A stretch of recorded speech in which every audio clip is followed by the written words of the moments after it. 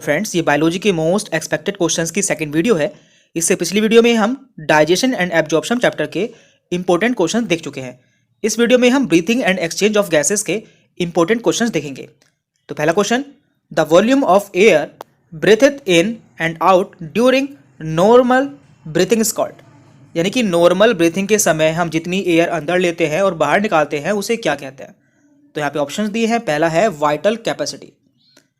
तो इसका मतलब होता है फोर्सफुल एक्सपायरेशन के बाद जितनी एयर हम अंदर ले सकते हैं या बाहर निकाल सकते हैं उसे हम कहते हैं वाइटल कैपेसिटी, और इसकी वॉल्यूम होती है 4600 ml।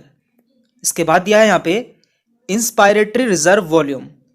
तो नॉर्मल इंस्पायरेशन के बाद जो एडिशनल एयर हम ले सकते हैं उसे इंस्पायरेटरी रिजर्व वॉल्यूम कहते हैं, और इसकी वैल्यू होती है 2500 से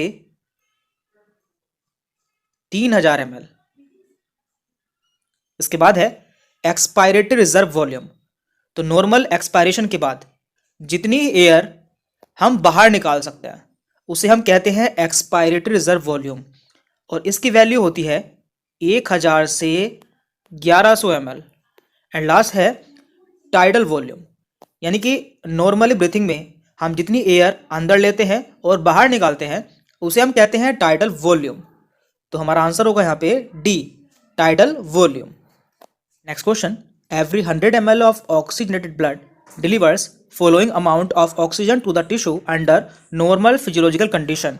यानी कि 100 ml oxygenated blood normal physiological condition में कितनी ऑक्सीजन को टिश्यू तक ट्रांसफर करता है, 5 ml, 25 ml, 50 ml या फिर मोर देन 50 ml। तो देखिए एल्वियोलर सरफेस पर 100 ml ब्लड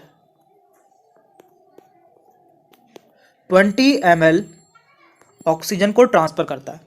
उसमें से केवल 5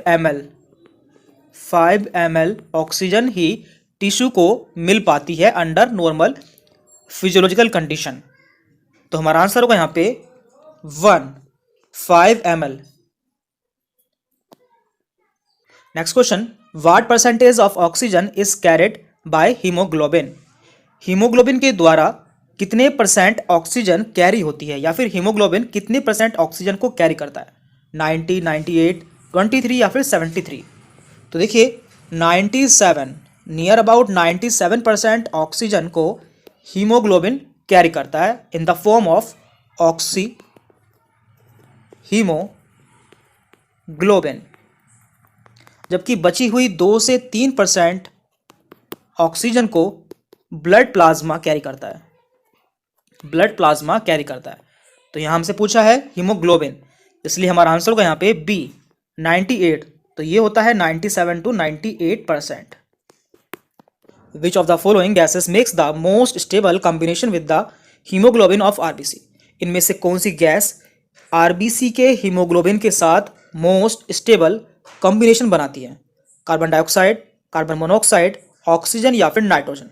तो देखिए कार्बन मोनोऑक्साइड की हीमोग्लोबिन के साथ बाइंडिंग कैपेसिटी ऑक्सीजन से 250 गुना ज़्यादा होती है। यानी कि यदि यहाँ पे कार्बन मोनोऑक्साइड है और यहाँ पर ऑक्सीजन है एंड इन्हें हीमोग्लोबिन से बाइंड होना है, तो कार्बन मोनोऑक्साइड की बाइंडिंग कैपेसिटी 250 गुना ज़्यादा होगी ऑक्सीजन से। और यही कारण है एनवायरनमेंट में कार्बन मोनोऑक्साइड बढ़ जाने पर हमारे ब्लड में इसकी कंसंट्रेशन तुरंत बढ़ जाती है। तो यहाँ पे आंसर है B, carbon monoxide. Carbonic anhydrase is found in high concentration in. Carbonic anhydrase ज़्यादा कंसंट्रेशन में कहाँ पाया जाता है, ल्यूकोसाइट, ब्लड प्लाज्मा, इरिथ्रोसाइट या फिर लिम्फोसाइट। तो देखिए कार्बोनिक एनहाइड्रेज एक एंजाइम है जो कि इरिथ्रोसाइट्स में पाया जाता है, और ये कार्बन डाइऑक्साइड और वाटर को H2CO3 यानी कि कार्बोनिक एसिड में कन्वर्ट करता है, और ये कुछ मात्रा में प्लाज्मा में भी पाया जाता है, लेकिन ज़्यादा मात्रा में ये इरिथ्रोसाइट्स में पाया जाता है, इसलिए हमारा आंसर होगा C, erythrocytes. Which of the following structure is the actual gas exchange surface in the mammalian respiratory system. यानी कि ममेलियन रेस्पिरेटरी सिस्टम में एक्चुअल गैस एक्सचेंज कहाँ होता है, ब्रोंकस, एल्वियोलस, ब्रोंकियोल या फिर ट्रेकिया। तो देखिए हमारा रेस्पिरेटरी ट्रैक्ट कुछ इस तरह से होता है जो कि ट्रेकिया से स्टार्ट होता है, यानी कि सबसे ऊपर होता है trachea, then bronchi, bronchi, then bronchiole, और उसके बाद आते हैं alveoli, alveoli, and alveoli is the structural and functional unit of lung, and यहीं पे एक्चुअल गैसेस एक्सचेंज होता है लंग्स और ब्लड के बीच में, इसलिए हमारा आंसर होगा यहाँ पे B, alveolus. The volume of the air that leaves the lungs in humans is measured by, यानी कि एयर की वो वॉल्यूम जो कि लंग्स से बाहर निकलती है उसे किसके द्वारा मापा जाता है? रेस्पायरोमीटर, स्पायरोमीटर, स्पिग्नोमैनोमीटर या फिर मोनोमीटर। तो इसका आंसर है बी, स्पायरोमीटर, और ये क्वेश्चंस आपके लिए बहुत इंपॉर्टेंट है। इसके बाद विच of the following organ receive electrical message from the brain for breathing इन और आउट, यानी कि इनमें से कौन सा ऑर्गन है जिसमें कि ब्रेन से इलेक्ट्रिकल मैसेज आते हैं ब्रीथ इन और आउट के लिए? डायफ्राम, ब्रोंकाई, ब्रोंक्योल्स या फिर एल्वियोलाई।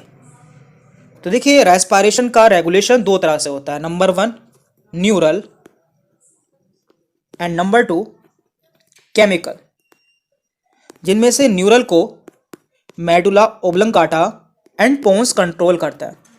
तो यहाँ से इलेक्ट्रिकल मैसेज डायाफ्राम को रिसीव होता है जिससे ब्रीथिंग इन और आउट कंट्रोल होता है, इसलिए हमारा आंसर होगा यहाँ पे A, diaphragm. Next question, about 70% of carbon dioxide is transported as, यानी कि 70% कार्बन डाइऑक्साइड किस फॉर्म में ट्रांसपोर्ट होती है? तो देखिए कार्बन डाइऑक्साइड का ट्रांसपोर्ट 3 फॉर्म में होता है, नंबर 1 70%, 23% एंड 7%। तो यहाँ पे 70% इसका ट्रांसपोर्ट होता है by carbonate ion, by carbonate ion. 23% transport होता है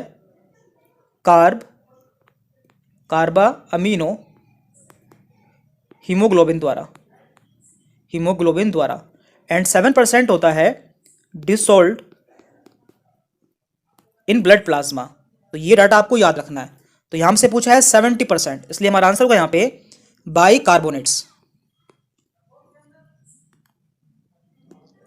अगला question, even when there is no air in it, human trachea does not collapse due to presence of, यानी कि हवा ना होने पर भी ह्यूमन की ट्रैकिया कोलैप्स या पिचकती नहीं है, किसके कारण?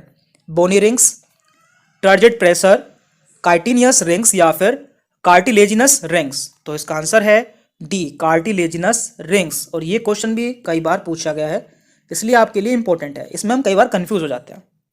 During inspiration in mammals the diaphragm becomes, यानी कि इंस्पायरेशन के समय जब हम हवा अंदर लेते हैं तो हमारा डायफ्राम कैसा हो जाता है? Dome shaped, raised highly, flat या फिर स्टैटिक। तो देखिए आप जानते हैं नॉर्मली हमारा डायफ्राम कुछ इस तरह का होता है और इसके ऊपर यहाँ पे रिब्स पाई जाती है, लेकिन जब हम हवा अंदर लेते हैं यानी कि इंस्पायरेशन करते हैं तो हमारा डायफ्राम फ्लैट हो जाता है, यानी कि नीचे की तरफ आता है और फ्लैट हो जाता है, और जब हम हवा बाहर निकालते हैं यानी कि एक्सपायरेशन करते हैं तो हमारा डायफ्राम रिलैक्स हो जाता है और ऊपर की तरफ चला जाता है। तो यहाँ से पूछा है इंस्पायरेशन, इसलिए हमारा आंसर होगा यहाँ पे C, flat. When CO2 concentration in blood increases breathing becomes, यानी कि जब हमारे ब्लड में CO2 की कंसंट्रेशन बढ़ जाती है तो हमारी ब्रीथिंग कैसी हो जाती है? तो इसका आंसर होगा बी, फास्टर एंड डीपर। देखिए जब हमारी बॉडी में CO2 बढ़ जाती है तो ऑक्सीजन की कमी को पूरा करने के लिए हमारी ब्रीथिंग फास्ट हो जाती है और डीपर हो जाती है, तो इसलिए इसका आंसर है B, faster and deeper. After taking a long deep breath we do not respire for some second due to, यानी कि एक लंबी गहरी सांस लेने के बाद हम कुछ समय तक रेस्पायरेशन नहीं करते, इसका क्या कारण है?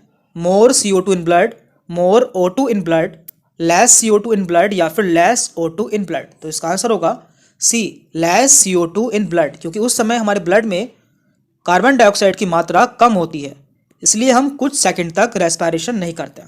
Asthma is caused due to, asthma किस कारण होता है? तो देखिए, अस्थमा एक इन्फ्लामेटरी डिसीज है जिसमें हमारा एयरवेज नैरो हो जाता है और लंग्स तक सफिशिएंट एयर नहीं पहुंच पाती है। इसलिए इसका आंसर होगा B, spasm in bronchial muscles. Emphysema develops mainly because of. Emphysema mainly किसके कारण होता है? Allergy, spasm of the smooth muscle of bronchioles, cigarette smoking या फिर inflammation of the alveoli. And इसका आंसर आपको कमेंट करके बताना है।